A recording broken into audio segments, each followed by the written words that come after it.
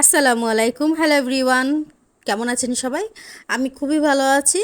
তো সানিয়াস উইন্ডোতে most welcome আপনাদেরকে। আজকে সকাল সকাল ঘুম থেকে উঠেছি আমি। তো আসলে ভোরে ঘুম থেকে উঠলে ভালোই লাগে, কিন্তু কেন যেন উঠতে পারি না, দেরি হয়ে যায়। তো ভোরে যারা ঘুম থেকে উঠে তাদের কিন্তু আসলে কোনো রোগ ব্যাধি দেখা দেয় না। এটা কিন্তু একটা খুবই ভালো জিনিস।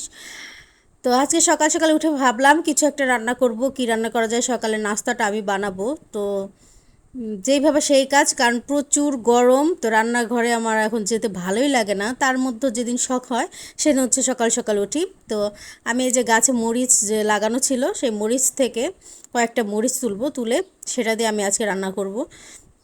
তো মরিচগুলা যেগুলো একটু আসলে বাত্তি টাইপের হয়েছে সেগুলো আমি নিচ্ছি, মানে যেগুলা অচিরেই নষ্ট হয়ে যাবে বা পেকে যাবে সেগুলো নিচ্ছি। আর যেগুলো একদম ছোট বা মাত্র হচ্ছে সেগুলো আমি নিলাম না।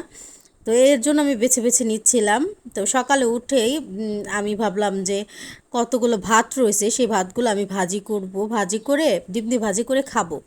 তা আমি আর আম্মু যেহেতু সকালে খাবো শুধু, আমরা সকালে এমনি তো ভাত খাই না তেমন, কিন্তু অনেকগুলো ভাত রয়েছে, তো সেগুলো নষ্ট হয়ে যাবে এর জন্য। তো আব্বু যেহেতু সবসময় বাইরে নাস্তা করে, আব্বু কখনো বাসায় খায় না সকালে, যেহেতু আম্মু চাকরিজীবী, আম্মু সকালে আসলে রান্না বাড়াটা করতে পারে না, খুব ঝামেলা হয়ে যায় আম্মুর জন্য।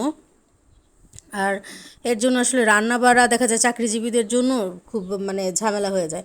তো আম্মু এর জন্য সব সময় করে কি, দুপুরের জন্য তরকারিটা রান্না করে রেখে যায় আর ভাতটা রাইস কুকারে বসিয়ে দেওয়া হয়। আমি থাকলে আমি করি, বা আম্মু যখন আসে আম্মু বসিয়ে দেয়। তো আমাদের বাসায় আসলে খাওয়া দাওয়া নিয়ে কোনো ঝামেলা নাই, কারণ হচ্ছে আমরা সবাই খুব সাপোর্টিভ মাইন্ডের। আম্মু যেহেতু জব করে সেহেতু আম্মুকে আমরা অনেক সাপোর্ট করি। তো আমার একটু খাওয়া দাওয়া নিয়ে সমস্যা, আব্বু তো টোটালি কোনো মানে বায়না করে না, খাওয়া দাওয়া নিয়ে কোনো আব্বুর নাই। আব্বু সকালে সব সময় সারা বছর আব্বু বাইরে নাস্তা করে।